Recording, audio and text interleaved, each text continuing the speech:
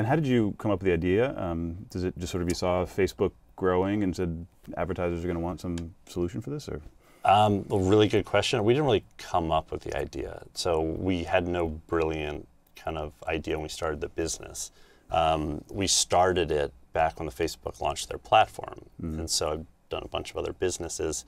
I felt the same way about Facebook as I felt the first time I searched on Google. Like Google, I remember searching, everyone put in their name. You're different, you probably put in something like really esoteric, but most real people put in their name, and like instantaneous, it's like everything ever said about you. Yeah.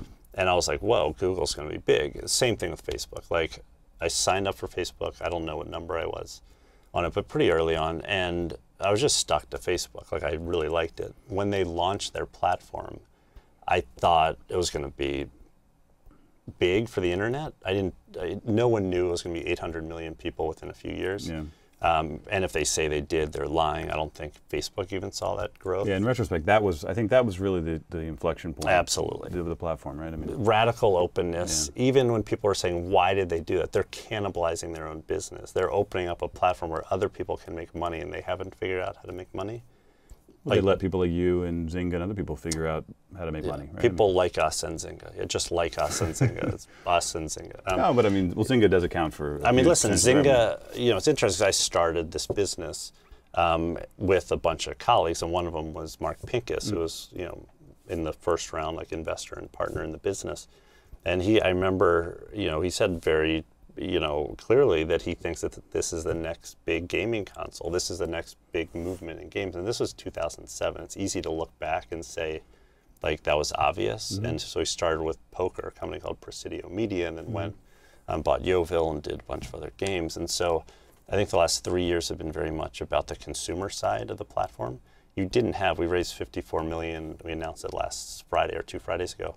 We didn't have that for the last 3 years, that type of like raise in this market to really scale a business globally. And I think the next 3 years, 5 years, 10 years, whatever it is, will be just as much about how this open social graph on Facebook and interest graphs across the web and the opening of the social web and the reorganization of the web affects businesses. And I think there's gonna be a lot of money made, and based on the amount of money flowing in, probably a lot of money lost as well. And so you were saying though that so you knew, you saw the platform, they announced the platform, you said this is going to be big, and then you said, I mean, how'd you come to this angle? So we came to this angle when we got wind of Facebook launching kind of a page product, which was basically every business can have a profile just like individuals. And we thought, interesting. We were doing we had an ad network and a currency play and doing okay. So you were sort of experimenting with different ideas around the platform. We're doing okay. Like it wasn't, you know, it's not that we weren't doing poorly. We had revenue. We had already raised our Series B financing from SoftBank and a bunch of others, which shall not be named. We basically, when the launch, we said, you know, we think that companies are going to have to control content and need analytics behind that content and be able to manage rights about who can publish what content where. And so we launched something called you know, looking back, it wasn't a great name, FPMS, which is the Facebook Page Management System. We should probably keep PMS out of like product names. We since moved it to the Buddy Media platform. And it was basically a page management system, which was, you know, our effort to kind of come up with a concept of a content management system, but also that had two-way communication, like an email type product, and analytics and an app platform. And so we launched that, you know, got some clients on board in 2009. They launched it.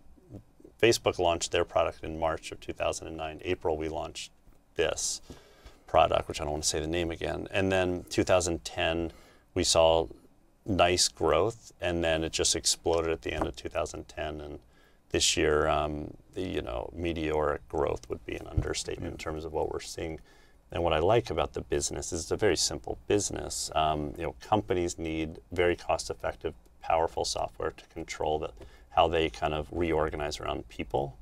And we have a SaaS business that delivers a huge bang for a very low monthly license, and we have hundreds of companies paying, so we have no client concentration, but we have a lot of like monthly licenses coming in every month.